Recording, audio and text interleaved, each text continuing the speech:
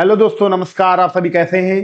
पार्थिव जीवन में आप सभी का स्वागत है। और आज हम दिल्ली पुलिस का पार्ट 2 टॉप 30 क्वेश्चंस लाए हैं। दिल्ली पुलिस के इंपॉर्टेंट क्वेश्चन लाए हैं। दिल्ली पुलिस कांस्टेबल संबंधित में 7 मैंने आपको बताया था, एक वीडियो मैंने पहले डाली है कि आपको 7 सेट देंगे।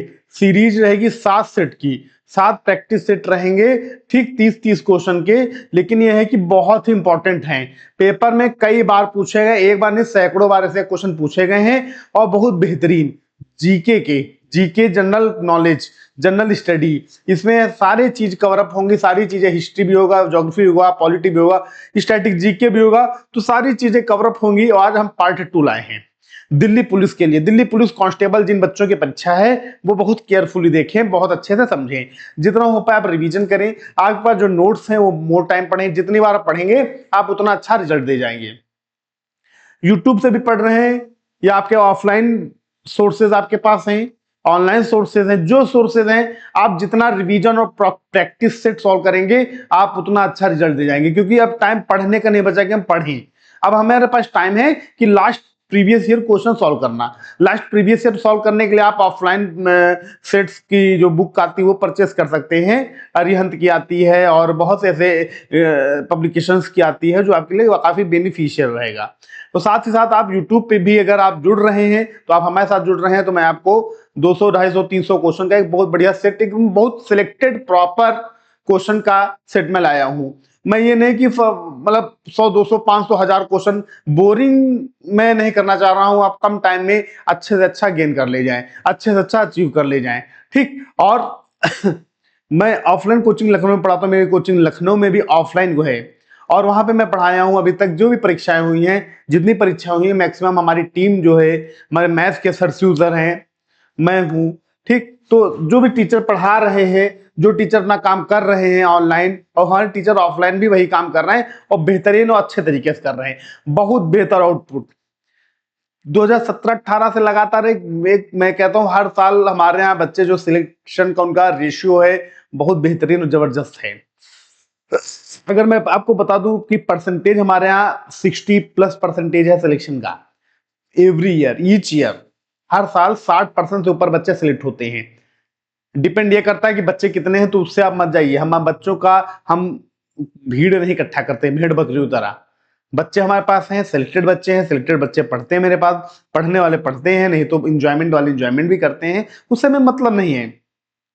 लाखों कोचिंग, सैकड़ों कोचिंग चले जाइए, वहां पढ़ी जाएगा। शहरों में है, बड़े बड़े शहरों में बड़ी बड़ी कोचिंग्स हैं, ठीक। कोचिंग तो अपना काम करती है, लेकिन आप लोग अपना काम नहीं करते हो ईमानदारी से। कोचिंग जो है, टीचर्स ने वो पैसे लिए तो टीचर अपना अपना फर्ज अदा कर रहे हैं, लेकिन आप अपना फर्ज नहीं अदा कर रहे हैं। तो यहाँ पे मिस्टेक आपकी, ना कि किसी कोचिंग संस्थान की, ना किसी टीचर्स की। आप कभी टीचर्स पे कभी भी दोष मत बढ़ा करिए। कभी कोई टीचर, हर टीचर रिस्पेक्टेड और बहुत डेडिकेटेड होता है। कोई टीचर नहीं चाहता कि हमारी बदनामी हो, कोई टीचर नहीं चाहता कि हम गलत पढ़ा दें। अगर गलत हो भी जाता है तो कोई बहुत बड़ी बात नहीं है, गलतियां किससे नहीं होती हैं।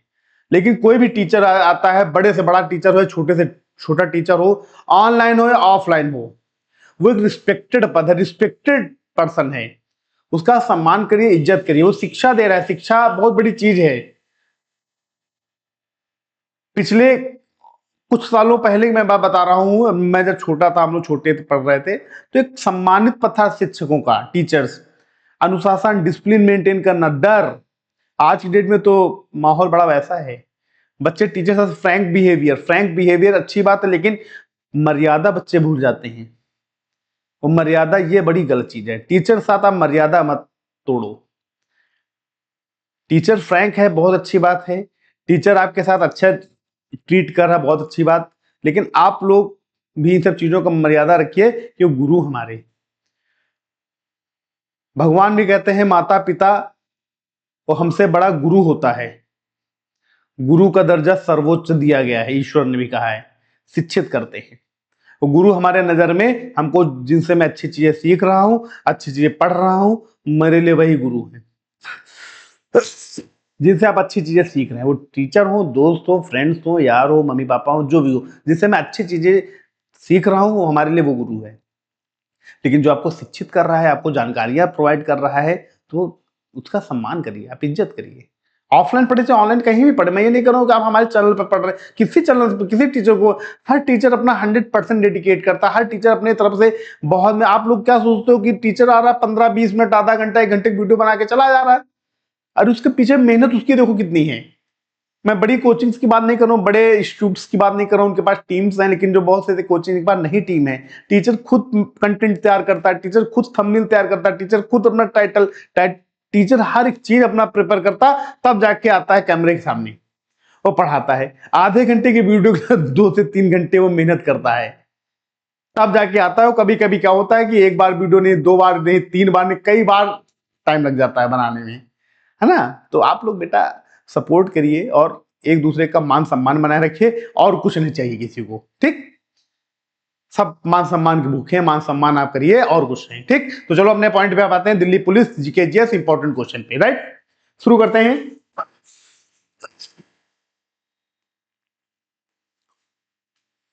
टैबो मोनेस्ट्री कहां पे है? टैबो मोनेस्ट्री कहां पर है? Sikkim, Arunachal Pradesh, Himachal Pradesh, Jammu Kashmir. Where is the Tabo monastery located? Tabo monastery है क्या बेटा? ये एक मठ है, ठीक। और ये कहां पे है? हिमाचल प्रदेश में है। हिमाचल प्रदेश में मठ है, काफी पुराना मठ है ये, काफी पुराना मठ है, कहा जाता है लगभग 9th सेंचुरी में बना है। 9th सेंचुरी में ये मठ बना है, मठ है ये। इसी तरह सिक्किम, हिमाचल प्रदेश में मठ बने, जैसे उत्तर प्रदेश के मुख्यमंत्री माननीय योगी आदित्यनाथ जी, ये भी गोरखपुर में एक मठ से संबंधित हैं, ठीक है। संतों का एक जो घर जैसे कहते हैं मठ, तो ये टैबो मोनेस्ट्री और हिमाचल प्रदेश का एक मठ है, जो पुराना मठ है, ठीक। आगे चलते हैं। अच्छा क्वेश्चन है, बहुत बढ़िया क्वेश्चन है, जबरदस्त क्वेश्चन है, ऐसे क्वेश्चन पूछे जाने के चांसेस ज्यादा हैं। और खास तौर से मैं आपको एक चीज और बता दूं, मतलब कि सरकारें जो रहती हैं उसी हिसाब से क्वेश्चन पेपर बनते हैं। सरकारें जैसे रहती है, जैसा पाठ्यक्रम, जैसा उनका फंक्शन होता है, उसी हिसाब से क्वेश्चन पेपर बनते हैं, उसी हिसाब से सारी चीजें एडजस्ट होती हैं। मैं किसी गवर्नमेंट को नहीं कर रहा हूं, लेकिन मैं बात बता रहा हूं कि क्वेश्चन पेपर का तरीका क्या है, कैसे क्वेश्चन आते हैं। जैसे ये गवर्नमेंट है बीजेपी की, तो इसमें आपको मिडिवल हिस्ट्री क्वेश्चन बहुत कम मिलेंगे, चाहे सेंट्रल गवर्नमेंट का हो चाहे स्टेट गवर्नमेंट का पेपर हो, रहेंगे, लेकिन उनका परसेंटेज कम रहता है, ठीक। चलो खैर, वो एक अलग चीज है, वो तो एग्जामिनर हैं और जो पेपर बना रहे हैं, सेट कर रहे हैं, वो उनका काम है। हमें तो पढ़ना है, हमें सब कुछ पढ़ना है, एनिशिएंट, मिडिवल, मॉडर्न, एनीथिंग, सारी चीजें हमें पढ़नी, ठीक। चलते आगे। भारतीय संविधान में प्रेस स्वतंत्रता का प्रावधान किस अनुच्छेद में है? अनुच्छेद 14, अनुच्छेद 15, अनुच्छेद 19 एक, अनुच्छेद 21। In which article of the Indian constitution is the provision for freedom of the press? तो इसका सही आंसर क्या होगा? सी, अनुच्छेद 19 एक, ठीक। अगर मैं कहूं आर्टिकल अनुच्छेद 14 में क्या, आर्टिकल 14 में क्या है? तो right to equality, right to equality यानी कि समानता का अधिकार, समानता का अधिकार अनुच्छेद 14 में है, ठीक। अगर मैं आर्टिकल 15 में क्या है, तो भेदभाव संबंधी, क्या किसी जाति के हैं, किसी धर्म के हैं, तो इन सब चीजों को लेकर है, भेदभाव से रिलेटेड, ठीक। और आर्टिकल 19(1) तो आंसर है प्रेस की स्वतंत्रता। आर्टिकल 21 तो प्राण एवं दैहिक स्वतंत्रता, ठीक। सारे आर्टिकल के बारे में बता दिया क्या क्या चीजें आती हैं, ठीक। तो प्रेस का आर्टिकल 19(1) के तहत, ठीक। आगे चलते हैं। मजहब नहीं सिखाता आपस में बैर रखना, इस पंक्ति को किसने कहा है? Who said this line? Religion does not teach us to hate each other. Mahatma Gandhi, Iqbal ji, Rabindranath Tagore, Jawaharlal Nehru. बहुत अच्छा क्वेश्चन है, जबरदस्त क्वेश्चन है, मजा आ जाएगा। 1 नंबर क्वेश्चन है, इसका आंसर क्या होगा आप बताइए? इकबाल जी, मोहम्मद इकबाल, ये बात कही थी मोहम्मद इकबाल ने, ठीक। ये भारत के लिए इन्होंने भी काम किया। और अच्छा क्वेश्चन, मजहब नहीं सिखाता, ये गीत एक गाना है उसका है, कौन सा गीत है? सारे जहां से अच्छा हिंदुस्तान हमारा, सारे जहां से अच्छा हिंदुस्तान हमारा, ये गाना नहीं सुना? सारे जहां से अच्छा हिंदुस्तान हमारा, तो उसमें ये लाइन है, मजहब नहीं सिखाता आपस में बैर रखना। वो कौन कहा? इकबाल जी ने कहा। आपको मैं एक चीज और बता दूं, इनका जन्म पाकिस्तान में हुआ है, मतलब आज पाकिस्तान पहले भारत का हिस्सा था। और आपको बता दूं इनके जो पूर्वज थे 15वीं शताब्दी में इन्होंने इस्लाम धर्म स्वीकार किया था। मतलब ये पहले इनके पूर्वज हिंदू धर्म के थे, 15वीं शताब्दी में इनके पूर्वजों ने इस्लाम धर्म को स्वीकार किया था। ठीक, तो इसका सही आंसर क्या है? मोहम्मद इकबाल। ठीक बच्चा, 1 मिनट रुके, आ रहे हैं।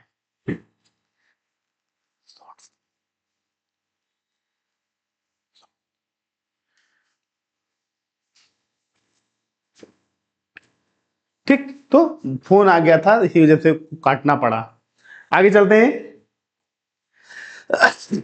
आप लोग बोलते सर जी पता नहीं पढ़ाते पढ़ाते कहाँ गायब हो जाते हैं। सांपों के देश के नाम से कौन सा देश प्रसिद्ध है? Snacks, which country is famous as the country of snacks? Snack के लिए फेमस कौन सा देश है? Australia, Brazil, Canada, Indonesia. तो सांप सबसे ज्यादा ब्राजील में पाए जाते हैं। कहां पे? ब्राजील में पाए जाते हैं। अगर कहें विषैले सांप, तो विषैले सांप ऑस्ट्रेलिया में पाए जाते हैं। यहाँ पे पॉइजन वाले सांप पाए जाते हैं जिनके पॉइजन ज्यादा होता है। ठीक, और वैसे अगर नंबर ऑफ स्नैक्स, तो ब्राजील, ब्राजील में एक है स्नैक आइलैंड। ब्राजील में एक स्नैक आइलैंड के नाम से फेमस है, जहां पे सांपों का घनत्व तो बहुत ज्यादा है, मतलब कि बहुत सांप हैं, 1 वर्ग किलोमीटर में हजारों सांप हैं। तो सांपों का देश के नाम से ब्राजील प्रसिद्ध फेमस है। अगर कहे सबसे विषैले सांप कहां, तो ऑस्ट्रेलिया आपको बताना है। ठीक, उम्मीद है समझ में आया होगा ना। तो ब्राजील में सबसे ज्यादा सांप पाए जाते हैं और विषैले सांप ऑस्ट्रेलिया में पाए जाते हैं। बहरहाल हमारा क्वेश्चन क्या है? सांपों का देश, तो डायरेक्टली ब्राजील टिक करेंगे। राइट, आगे चलते हैं। किस देश का राष्ट्रीय पशु कंगारू है? न्यूजीलैंड, ऑस्ट्रेलिया, दक्षिण अफ्रीका या America? Which country the national animal is kangaroo? तो कहां है दोस्तों? ऑस्ट्रेलिया का है बच्चों। लेकिन एक चीज और बता दूं, कंगारू के साथ साथ ऑस्ट्रेलिया का एक और राष्ट्रीय पशु है, एमू। क्या है? एमू। न्यूजीलैंड का कौन सा पशु है? कीवी। न्यूजीलैंड का कीवी। और दक्षिण अफ्रीका और अमेरिका का क्या है? Spring bug. स्प्रिंग बग एक है जो दक्षिण अफ्रीका का है। अमेरिका का कौन सा है? अब अमेरिका तो भैया नॉर्थ अमेरिका साउथ अमेरिका अलग अलग है ना, तो इसको हम एग्जैक्ट नहीं बता सकते हैं। नॉर्थ अमेरिका पूछा जाता तब बताया जाता, साउथ अमेरिका पूछा जाता तब बताते हैं। ठीक, तो बहरहाल हमारा जनरल आंसर कंगारू साथ साथ एमू भी है। मान लो कहा जाए ऑस्ट्रेलिया का राष्ट्रीय पशु कंगारू है, दूसरा राष्ट्रीय पशु कौन सा है? तो बच्चा वहां कंफ्यूजन, तो कंगारू ही पढ़े ना अब तक। ऑस्ट्रेलिया टीम क्रिकेट खेलती कंगारू बना रहता उनकी टोपी ओपी में। लेकिन कहा जाए ऑस्ट्रेलिया का राष्ट्र पशु कंगारू है, दूसरा राष्ट्र पशु कौन सा है? तो एमू। क्या है? Emu, correct. और ऑस्ट्रेलिया न्यूजीलैंड भाई भाई हैं, चचेरे भाई हैं, तो न्यूजीलैंड का भी पूछा जा सकता, तो न्यूजीलैंड का कीवी। राइट, आगे चलते हैं। कीवी खाने वाला नहीं। नागालैंड की राजधानी क्या है? What is the name of the capital of Nagaland? भैया दिसपुर, कोहिमा, ईटानगर, शिलांग। अगर ये नहीं बता पाए तो जिंदगी तुम्हारा व्यर्थ है। हिंदुस्तान में रहना तुम्हारा पाप है। अपने देश की राजधानी नहीं पता तो अपने देश के राज्यों राजधानी, तो नागालैंड की राजधानी कोहिमा है। क्या है? कोहिमा। बच्चा दिसपुर किसकी राजधानी है? असम की है। हम साथ में ये भी बता दे रहे हैं। ईटानगर किसकी राजधानी? तो अरुणाचल प्रदेश की है। किसकी है? अरुणाचल प्रदेश की है। तो ये भारत का सबसे पूर्वी राज्य है। भारत का सबसे पूर्वी राज्य है। ठीक, शिलांग ये मेघालय का है राजधानी। किसकी राजधानी है? मेघालय की राजधानी है। मेघालय के बारे में आपको बता दे, विश्व में सर्वाधिक वर्षा यहां होती है। विश्व की सर्वाधिक वर्षा, हैवीएस्ट रेनफॉल, मासिन राम यहां पे ही है। मासिन राम चेरापूंजी जो है वो मेघालय में ही है, जहां विश्व में सबसे ज्यादा बारिश होती है। साथ में आपको ये सारी चीजें मैं कवर करा दे रहा हूं। ठीक, आगे चलते। अच्छा एक चीज और, नागालैंड के बारे में बात आ रही है तो यहां भी बता दें, इसकी जो नेशनल लैंग्वेज क्या है? यहाँ की जो नेशनल नहीं, लोकल लैंग्वेज इंग्लिश। क्या है? इंग्लिश लोकल लैंग्वेज है नागालैंड की। ठीक, आगे चलते हैं दोस्तों। कारगिल विजय दिवस कब मनाया जाता है? उस दिन को बताइए। When is Kargil Vijay Diwas celebrated? Tell that day. 15 अगस्त, 26 जनवरी, 26 जुलाई, 2 अक्टूबर। तो भाई देश के लिए समर्पित हैं, तो उसका आंसर तो आपको पता होगा बच्चों। क्या है? क्या बच्चों? 26 जनवरी, जुलाई स्कूल जब खुला था। 26 जुलाई कारगिल विजय दिवस कहा जाता है इसी दिन। 26 जुलाई 1999 को भारत ने पाक को हराया था। पाक को हराकर कारगिल चोटी पर विजय प्राप्त की थी। को कब्जा किया था। ठीक। कब? 26 जुलाई 1999 को। राइट। तो 26 जुलाई। ठीक। आगे चलते हैं दोस्तों। भारत का कौन सा सबसे बड़ा प्राकृतिक बंदरगाह है? बहुत बढ़िया, इतने अच्छे क्वेश्चन है, प्यारे क्वेश्चन है, लेकिन पेपर में पूछे जाते हैं। इजी, मॉडरेट और प्यारे क्वेश्चन, लेकिन पेपर में पूछे जाते हैं कई बार, इसलिए मैं चारों ऑप्शंस को लेकर मैं बता रहा हूं। भारत का कौन सा सबसे बड़ा प्राकृतिक बंदरगाह है? Kolkata, Chennai, Visakhapatnam, Mumbai. Which is the largest natural port of India? तो दोस्तों सही आंसर है मुंबई। Mumbai correct answer. ठीक। लेकिन मैं आपको ऑप्शन साथ साथ और भी मैं बता रहा हूं। कोलकाता ये नदीय बंदरगाह है। कैसा है? नदीय बंदरगाह है। ये नदी पे बंदरगाह बना हुआ है। किस नदी पर? हुगली नदी पर। तो इसलिए कलकत्ता को नदीय बंदरगाह के नाम से जानते हैं। ठीक। अगला चेन्नई भारत का सबसे पुराना बंदरगाह है। ये सबसे पुराना बंदरगाह है। ये बंदरगाह पोर्ट सबसे पुराना पोर्ट है ये। ठीक। अगला आ जाता विशाखापट्टनम भारत का सबसे गहरा बंदरगाह है। भारत का सबसे गहरा बंदरगाह है। ठीक। और आपका मुंबई के बारे में बता दे रहा हूं। मुंबई में सबसे बड़ा प्राकृतिक बंदरगाह कहा जाता है। सबसे व्यस्त बंदरगाह ये है, व्यस्त बंदरगाहों में है। ठीक। मुंबई साथ साथ कांडला बंदरगाह ये भी काफी व्यस्त बंदरगाह है। ठीक। तो व्यस्त बंदरगाह है, इसीलिए इसके मदद के लिए एक मार्मगोवा बंदरगाह भी मुंबई में स्थापित किया गया है। मार्मगोवा बंदरगाह भी इसके मदद के लिए, हेल्प के लिए, कि कुछ चीजें, कुछ कंटेनर, कुछ शिप जो है मार्मगोवा बंदरगाह पे आए। ठीक। तो इसका सही आंसर आपका मुंबई बहरहाल है, लेकिन अन्य बंदरगाहों के बारे में भी मैंने आपको बता दिया। कलकत्ता नदी बंदरगाह, चेन्नई भारत का सबसे पुराना बंदरगाह, विशाखापट्टनम भारत का सबसे गहरा बंदरगाह, मुंबई सबसे व्यस्त बंदरगाह, इसकी मदद के लिए मार्मगोवा बंदरगाह स्थापित किया गया है। ठीक दोस्तों, आगे चलते हैं। भारत के किन राज्यों में सबसे ज्यादा काली मिट्टी पाई जाती है? कर्नाटक, उड़ीसा, महाराष्ट्र, मध्य प्रदेश, गुजरात, बिहार, पंजाब और Haryana. In which state of India black soil found in the maximum quantity? तो बच्चा काली मिट्टी महाराष्ट्र। तो महाराष्ट्र साथ कौन? मध्य प्रदेश। तो महाराष्ट्र एंड मध्य प्रदेश में काली मिट्टी ज्यादा पाई जाती है। ठीक। तो काली मिट्टी में क्या पैदा होता है? कपास। कपास की खेती सर्वाधिक अच्छी होती है, नंबर 1। ठीक। कर्नाटक, उड़ीसा ये तो पठारी क्षेत्र है।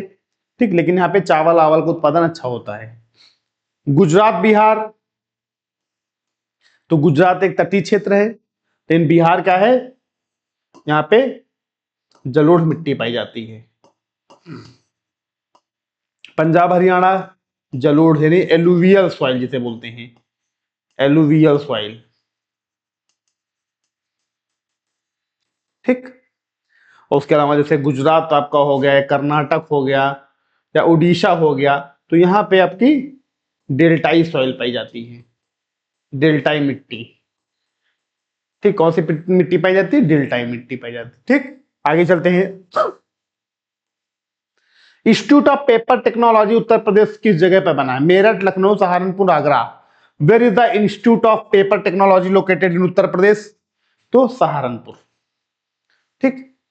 सहारनपुर में बना है। और साथ कौन बना है उसका देख रेख? तो आईआईटी रुड़की। आईआईटी रुड़की के माध्यम से। ठीक। इसका मेन IIT रुड़की मैनेज करती है, इंस्टीट्यूट ऑफ पेपर टेक्नोलॉजी। ठीक, आगे चलते हैं। सलमान रश्दी जी की एक चर्चित लेख का नाम बताइए। Midnight children, satanic versus India history, the guide. Name the famous article of the Salman Rushdie. तो बच्चा मिडनाइट चिल्ड्रन भी सही आंसर है और सैटेनिक वर्सेस भी, इनकी दोनों किताबें हैं। तो कहीं कहीं मिडनाइट चिल्ड्रन को सही बताया जाता है तो कहीं कहीं सैटेनिक वर्सेस बताया गया। मिडनाइट चिल्ड्रन को इसलिए मैं कह रहा हूं क्योंकि 1881 में इन्होंने लिखा था और उसको 1981 में बुकर प्राइज भी मिला था। उसी साल बुकर प्राइज से नवाजा गया था। ये 1988 में लिखी गई थी किताब। इंडिया हिस्ट्री जॉन केनले ने लिखी। द गाइड RK नारायण साहब ने लिखी। RK नारायण जी ने द गाइड पुस्तक लिखी। ठीक, तो इसका आंसर मिडनाइट चिल्ड्रन है, लेकिन कहीं कहीं सैटेनिक वर्सेस भी बताया गया है। ठीक, तो हमारे में जो मैं बनाया हूं उसमें मिडनाइट चिल्ड्रन सही बताया गया। ठीक, जो मैंने सर्च किया है। आगे चलते हैं। भारत में किस पंचवर्षीय योजना के अंतर्गत सिंचाई और खेती का सबसे पहली प्राथमिकता दी गई? तीसरी पंचवर्षीय, चौथी पंचवर्षीय, पहली पंचवर्षीय या दूसरी पंचवर्षीय? Under which 5 year plan India irrigation and agriculture were given the first priority? तो बच्चा एग्रीकल्चर, तो इसके लिए पहली पंचवर्षीय योजना एकदम सही है। 1951 से 54 पहली पंचवर्षीय योजना में इसकी प्राथमिकता दी गई, प्रायोरिटी दी गई। अगर दूसरी पंचवर्षीय योजना की बात की जाए तो इसमें इंडस्ट्री इंडस्ट्री ठीक। तीसरी पंचवर्षीय योजना की बात की जाए तो इंडस्ट्री प्लस एग्रीकल्चर, ये प्राथमिकता थी। चौथी पंचवर्षीय योजना की बात की जाए तो सतत विकास प्लस स्थिरता। ठीक, बहरहाल हमारा आंसर पहली पंचवर्षीय योजना सही है। ठीक, सी ऑप्शन सही। फर्स्ट 5 year प्लान में एग्रीकल्चर, लेकिन मैंने सारी चीजों बता दिया। सेकंड में इंडस्ट्री थी, थर्ड में आपकी इंडस्ट्री एंड एग्रीकल्चर, चौथे में सतत विकास, वो भी स्थिरता के साथ। ठीक, आगे चलते हैं। आर्यभट्ट किस कार्य के लिए प्रसिद्ध थे? किस कार्य के लिए? Aryabhata was famous for his work, तो गणितज्ञ थे। क्या थे? गणितज्ञ। ठीक, नेक्स्ट। अभिज्ञान शकुंतलम किस महान कवि व्यक्ति की रचना है? भास, कालिदास, विष्णु वर्मा या बाणभट्ट? इसका सही आंसर क्या होगा? तो बच्चों इसका सही आंसर, अगर अभिज्ञान शकुंतलम किसकी है? अभिज्ञान शकुंतलम कालिदास जी की है। किसकी है? कालिदास जी की है। ठीक, इसमें दुष्यंत और शकुंतला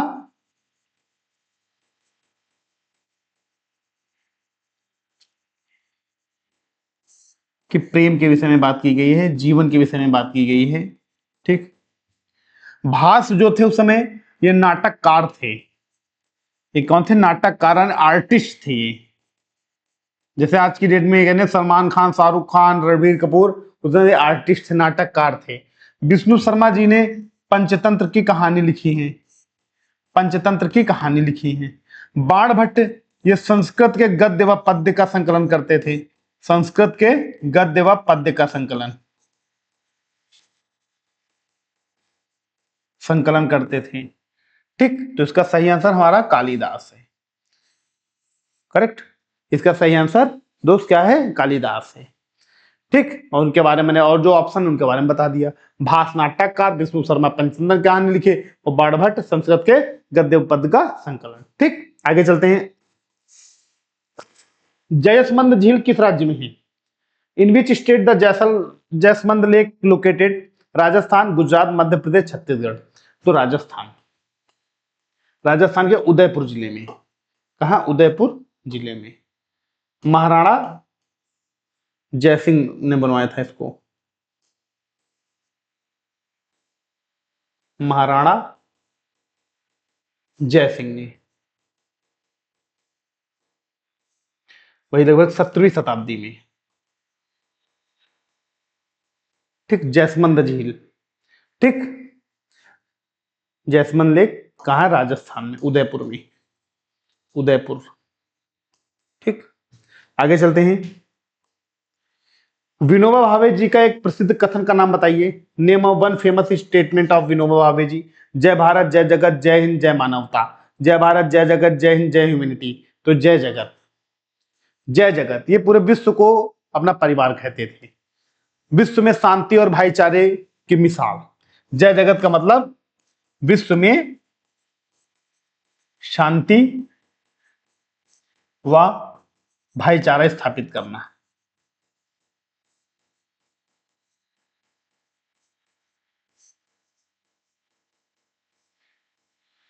स्थापित करना।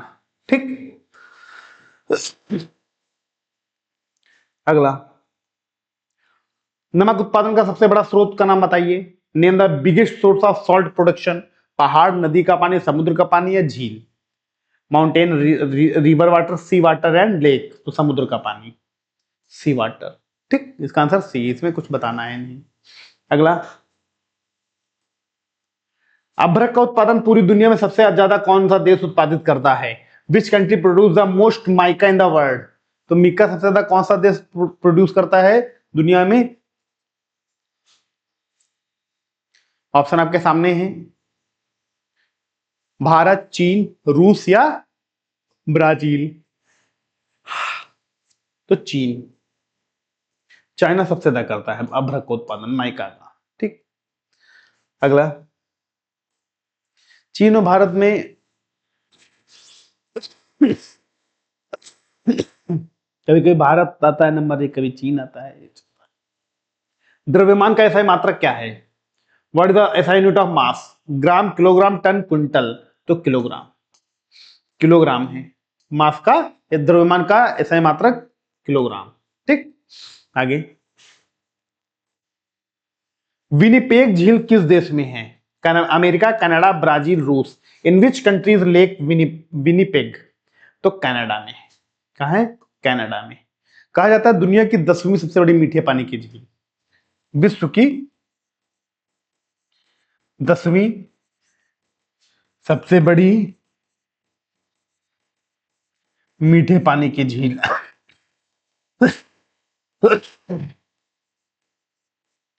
ठीक, विश्व की 10वीं सबसे बड़ी मीठे पानी की झील है। ठीक, कनाडा में है विनिपेग झील। अगला, सुभाष चंद्र बोस ने कब फॉरवर्ड नामक पार्टी बनाई थी? When did Subhash Chandra Bose form a party called? 1930, 1936, 1938, 1939? तो इसका सही आंसर डी, 1939। ये कब बनाई गई थी भैया? 1939 में। लेकिन क्यों बनाई थी भाई? पार्टी बनाने का मतलब क्या है? कहा जाता है कांग्रेस अध्यक्ष चुनाव में सुभाष चंद्र बोस वर्सेस पट्टाभी सीतारामैया जी थे।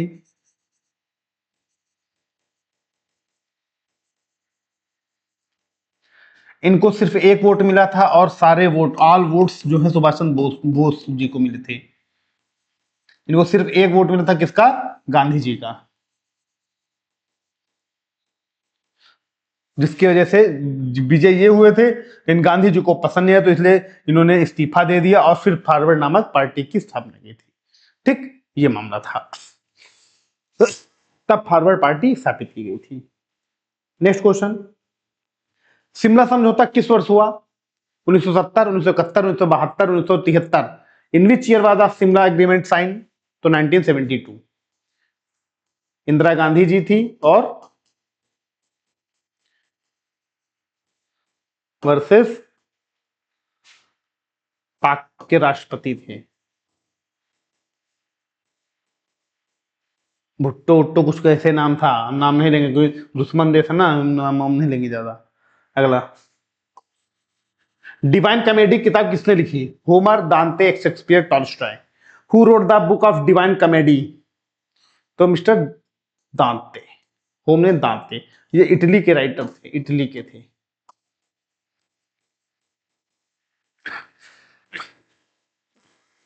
ठीक, दांते। राइट, आगे चलते हैं। ये इटली के राइटर थे। आगे थे राइटर, इटली।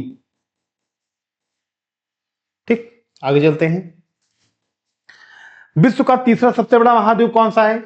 अफ्रीका, यूरोप, उत्तरी अमेरिका, दक्षिणी America. Which is the third largest continent in the world? तो उत्तरी अमेरिका। ठीक, तीसरा, तीसरा है ये, पहला इसमें दिया नहीं गया, पहला हम लिख दे रहे हैं एशिया, सेकंड अफ्रीका, तीसरा, सेकंड था फोर्थ, चौथा दक्षिण अमेरिका, पांचवा यूरोप, देखो मैं लिख दे रहा हूं, तो छठवां ऑस्ट्रेलिया, सॉरी चौथा अंटार्कटिका, पांचवा है, ये कौन सा है? ये फिफ्थ है, चौथा आपका अंटार्कटिका है।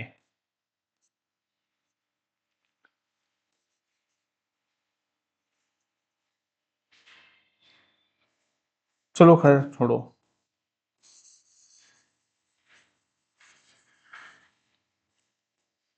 आपका उत्तरी अमेरिका टिक करो, तीसरा सबसे बड़ा है।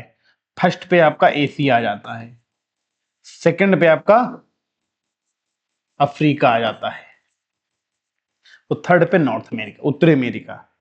ठीक, आगे चलते हैं। कंप्यूटर का दिमाग किसे कहते हैं? What is the called the brain of the computer? Monitor, keyboard, CPU, mouse. तो सीपीयू कहा जाता है। ठीक, नेक्स्ट, कौन सी पहली न्यूज वेबसाइट है जो ऑनलाइन हुई है? NDTV, the Hindu, times of India, Jansatta.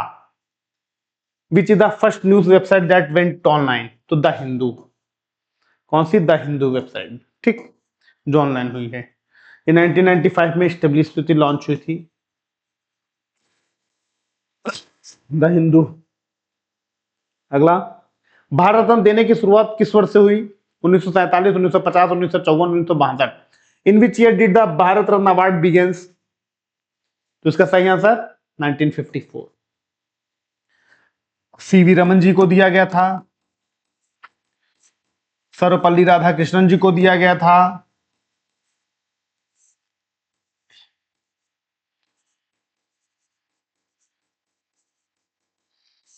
Sarvepalli Radhakrishnan जी को दिया गया था, सीवी रमन जी को दिया गया था, और एक और सदस्य थे। कौन थे? 3 सदस्यों को सबसे पहली बार भारत रत्न नवाजा गया था। एक जो है नाम वो याद नहीं आ रहा क्या है, ठीक, आप लोग देख लीजिएगा। लेकिन भारत रत्न की शुरुआत 1954 में की गई थी। ठीक, आगे चलते हैं। संस्कृत व्याकरण का जनक किसे कहा जाता है? Patanjali, Panini, Katyayan, Yogacharya. Who is called the father of the Sanskrit grammar? तो पाणिनि, पाणिनि को कहा जाता है संस्कृत व्याकरण का जनक। ठीक, आगे चलते हैं। Sanskrit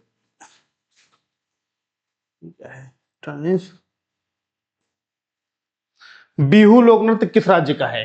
Punjab, Kerala, Assam, Gujarat. Bihu folk dance belong to which state? तो इसका सही आंसर असम।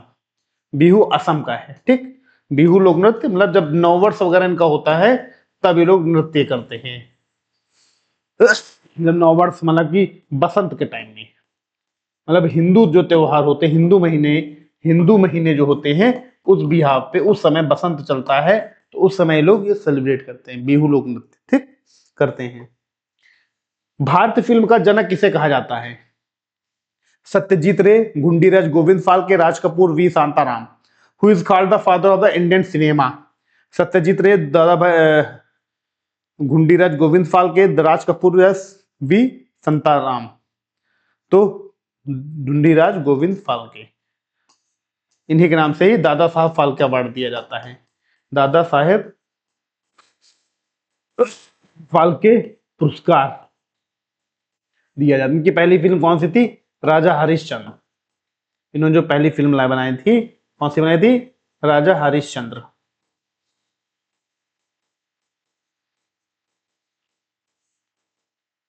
ठीक, राजा हरिश्चंद्र पुस्तक माफ करना फिल्म इन्होंने बनाई थी। कौन?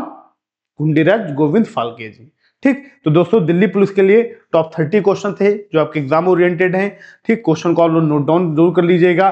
मैं हर एक ऑप्शन एक्सप्लेन भी करता हूं, तो आप लोग ऑप्शन भी जरूर देख लीजिएगा, एक्सप्लेनेशन जरूर देख लीजिएगा, जिससे आप ही का फायदा है और किसी का नहीं। ठीक, आपका एग्जाम है, आपको फायदा है, आपके हित की बात हो रही है। ठीक, तो दोस्तों टॉप 30 क्वेश्चन आप लोग जरूर देखें। वीडियो को आप लोग लाइक जरूर करें और सपोर्ट करें हमारे चैनल को, हमारी टीम को। हमारा टीम का फुल जितना हो पा रहा है उतना आपको दिया जा रहा है, लेकिन आप लोगों का सपोर्ट जो है वो थोड़ा कम है। तो आप लोगों का सपोर्ट अगर बना रहेगा बराबर, तो हम लोग को काम करने में और मजा आएगा, हमारी टीम को काम करने में बहुत मजा आएगा। आपको बेहतरीन से बेहतरीन कंटेंट मिलेंगे तब भी, लेकिन सपोर्ट आप लोगों का रहेगा तो बहुत अच्छी बात है। ठीक, आपका सपोर्ट, आपका सहयोग और हमारा उद्देश्य है खूब मेहनत करके आपको अच्छे से अच्छा कंटेंट प्रोवाइड कराना। ओके दोस्तों, तो दिल्ली पुलिस वालों के लिए हमारी तरफ से all the best. Delhi police constable परीक्षा वालों को good luck, all the best, thank you, धन्यवाद, नमस्कार, जय हिंद, जय भारत।